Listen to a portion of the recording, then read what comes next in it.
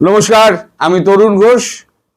আজকে ঈদ উপলক্ষে আমার এ বাংলা ও বাংলার যত মুসলিম ভাই বোন আছে এবং যত গুরুজন আছেন তাদের সবাইকে আমার শুভেচ্ছা, অভিনন্দন এবং বয়স্ক যারা আছেন তাদের আমার সশ্রদ্ধ প্রণাম। দেখুন, এই ঈদটা আপনারা সবাই ভালোভাবে কাটান।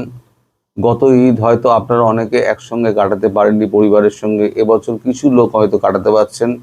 সামনের বছর আশা করব আপনারা পুরো পরিবার নিয়ে একসঙ্গে আগের মতোই ঈদ পালন করতে পারবেন, এই আশা আমি রেখে আমি খবরে ফিরছি। আমি কদিন ধরেই আপনাদেরকে বলছিলাম, বিশেষ করে পরশুদিনও বলেছিলাম, যে আমাদের মালিক ডোনাল্ড ট্রাম্প তিনি এবার পাত্তারি গোটাবেন, কেটে পড়বেন। সোজা কথা হচ্ছে কেটে পড়বেন, চাপ আর নিতে পারছেন না। আমি 19 তারিখে একটা খবর করেছিলাম, আপনাদের একটু দেখাই। সেটা হচ্ছে ইরান নিয়ে ঘরে বাইরে চাপে ট্রাম্প, গলায় হতাশার সুর। আপনারা অনেকেই দেখেছেন এবং কমেন্টও করেছেন। 19 তারিখে আমি করেছিলাম, আজকে হচ্ছে 21 তারিখ সম্ভবত। আজকে ঈদ 21 তারিখে, তো আজকে 21 তারিখ। তো আজকে ট্রাম্পের একটা কপি বেরিয়েছে। ট্রাম্প কি বলছে? ট্রাম্প বলছে, ইরানে অভিযান গুটিয়ে আনার কথা ভাবছি। 5 লক্ষ পূরণের কথা জানালেন ট্রাম্প, হরমুজ ব্যবহারকারী দেশগুলিকে বার্তা। দেখুন, দম শেষ মালিকের দম শেষ। মালিক কি বলছে? প্রায় 3 সপ্তাহ পরে ইরানে সামরিক অভিযান গুটিয়ে আনার কথা ভাবছেন আমেরিকান প্রেসিডেন্ট ডোনাল্ড ট্রাম্প। যে 5টি লক্ষ্য আমেরিকা এই অভিযানে শুরু করেছিল তা পূরণ হয়ে এসেছে। সমাজ মাধ্যমে ট্রাম্প জানিয়েছেন, লক্ষ্য পূরণের খুব কাছাকাছি পৌঁছে গিয়েছে মার্কিন ফৌজ। তবে হরমুজ প্রণালী ব্যবহারকারী দেশগুলোকে বার্তা দিয়েছেন তিনি। শনিবার ট্রাম্প সমাজ মাধ্যমে লিখেছেন, পশ্চিম এশিয়ায় আমাদের অসাধারণ সামরিক অভিযান গুটিয়ে আনার কথা ভাবছি, কারণ আমরা আমাদের লক্ষ্য পূরণের খুব কাছাকাছি পৌঁছে গিয়েছি। লক্ষ্য পূরণটা ভাবুন। আচ্ছা, এর মধ্যে আমেরিকার অভিযানের 5টি উদ্দেশ্য ব্যাখ্যা করেন ট্রাম্প। জানান, ইরানের ক্ষেপণাস্ত্রের ক্ষমতা নির্মূল করা, প্রতিরক্ষা শিল্পের ভিতকে আঘাত এবং ধ্বংস করা, ইরানের নৌবাহিনী, বিমান বাহিনী সেই সংক্রান্ত অস্ত্রশস্ত্র ধ্বংস করা, যারা যাতে পারমাণবিক কার্যকলাপের ধারে কাছে ঘেঁষতে না পারে সেই ব্যবস্থা, এবং পশ্চিম এশিয়ার বন্ধু দেশগুলিকে রক্ষা করা এই মার্কিন সামরিক অভিযানের উদ্দেশ্য ছিল। বন্ধু হিসেবে তিনি ইসরায়েল, সৌদি আরব, কুয়েত, কাতার, বাহরাইন এবং সংযুক্ত আমির শাহীর নাম করেছেন। এই অবস্থা দেশগুলোর কি অবস্থা করেছেন সেটা আমি পরে আসছি। আমেরিকা ও ইসরায়েলের যৌথ বাহিনী ইরান আক্রমণ করার পর থেকে পশ্চিম এশিয়ায় মার্কিন ঘাঁটি লক্ষ্য করে হামলা শুরু করেছিল তেহরান। হরমুজ প্রণালীতে পণ্যবাহী জাহাজ চলাচলে বাধা সৃষ্টি করে। ট্রাম্প জানিয়েছেন, এই জলপথ যে সমস্ত দেশ ব্যবহার করে তাদেরই একে রক্ষা করার দায়িত্ব নিতে হবে। আমেরিকা এই প্রণালী ব্যবহার করে না, তারা জলপথ রক্ষায় অন্য দেশগুলিকে সাহায্য করতে পারে মাত্র।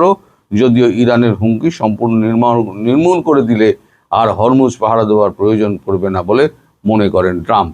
তার মানে তিনি লক্ষ্য পূরণের কথা বলে তিনি কেটে পড়লেন, সোজা কথায় কেটে পড়লেন। লক্ষ্য পূরণ কি হয়েছে?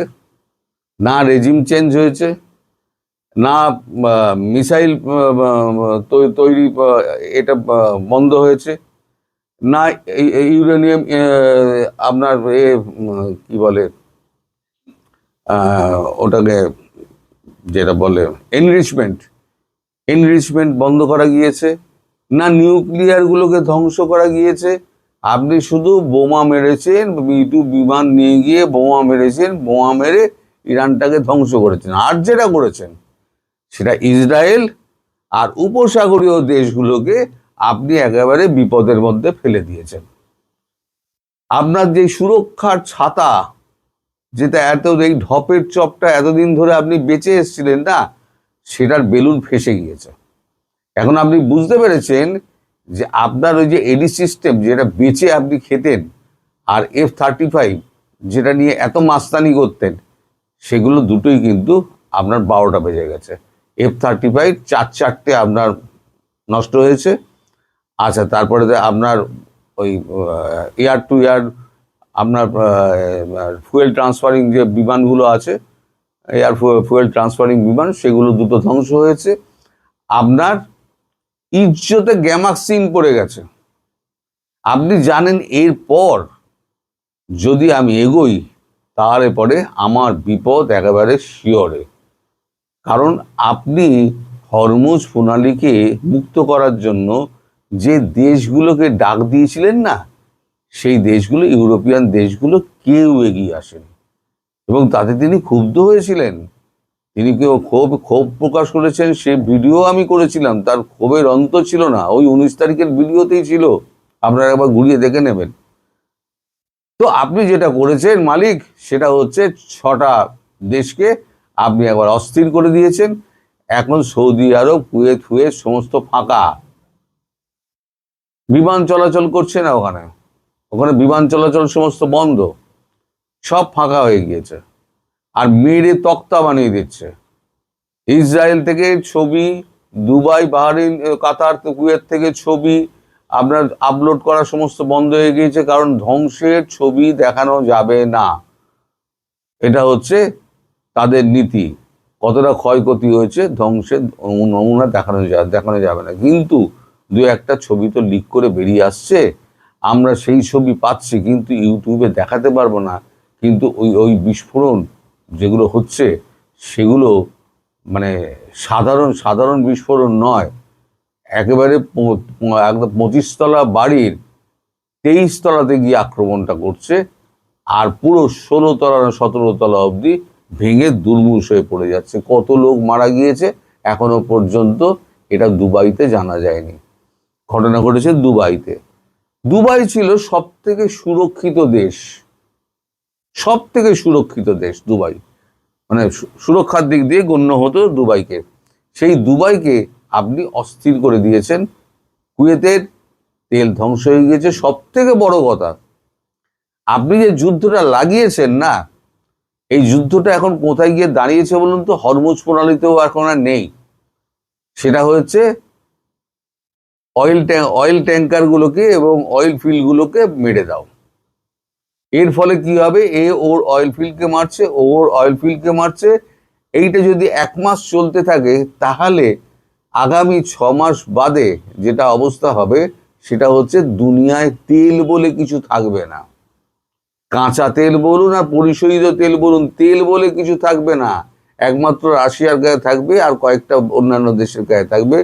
ওই মধ্যপ্রাচ্যের আপনার উপসাগরীয় অঞ্চলের দেশগুলোর কাছে কোনো তেল থাকবে না, না ইরানের কাছে তেল থাকবে। তাহলে আমরা কি আবার ব্যাল গাড়ির যুগে ফিরে যাব? আর কাঠকয়লা আর উনুনের যুগে ফিরে যাব? ট্রাম্পের ব্যবস্থা সেই রকমই। এখন ইরান থেকে হাত গুটিয়ে নিচ্ছেন। ইরান থেকে হাত গুটিয়ে নিয়ে এখন তিনি এখানে আমাদের 7 সিস্টারের এখানে মণিপুর, মিজোরাম আর বাংলাদেশের অঞ্চল নিয়ে, মায়ানমারের অঞ্চল নিয়ে একটা স্বাধীন খ্রিস্টান রাষ্ট্র গড়ার জন্য উনি এখন এইখানে ঝাঁপাবেন, তার জন্য ব্যবস্থা করছেন উনি। আমি সেই ভিডিও পরে করব, কারণ আমি পুরোটা ব্যাকগ্রাউন্ডটা জানার চেষ্টা করছি যে এই ভদ্রলোক কে, আমেরিকান ভদ্রলোক কে, তার ব্যাকগ্রাউন্ডটা কি, হঠাৎ কি করে এলো, সে কোথায় কোথায় ছিল, সে কার সঙ্গে ইউক্রেনের কাদেরকে নিয়ে এসছে, তাদের কাজ কি ছিল এবং কাদের আক্রমণ করার জন্য এই জিনিসটা করা হয়েছিল, এখানে চুপি চুপি সমস্ত ব্যবস্থা করা হয়েছিল। পুরো জিনিসটা আমি জানার চেষ্টা করছি, তারপরে ভিডিওটা করব। এমনি যে ভিডিও করলে আপনারা সবাই দেখেছেন, সবার দেখা, ওই ভিডিও করে কোনো লাভ নেই। ভেতরের খবরটা আমাকে জানতে হবে, তার জন্য আমার সময় লাগছে। অনেকেই প্রশ্ন করছেন আপনি চুপ করে আছেন কেন? আমি চুপ করে আছি এই কারণে, আমি ভেতরের খবরটা জানার চেষ্টা করছি। 2-1 দিনের মধ্যে আমি জেনে যাব। তো আজকে তো ঈদ আছে, এই ঈদে আপনাদের সময় কম, আমিও ভিডিও লম্বা করব না। আপনাদের আবার শুভেচ্ছা জানাই। ভালো থাকুন, সুস্থ থাকুন এবং সাবধানে থাকুন। নমস্কার।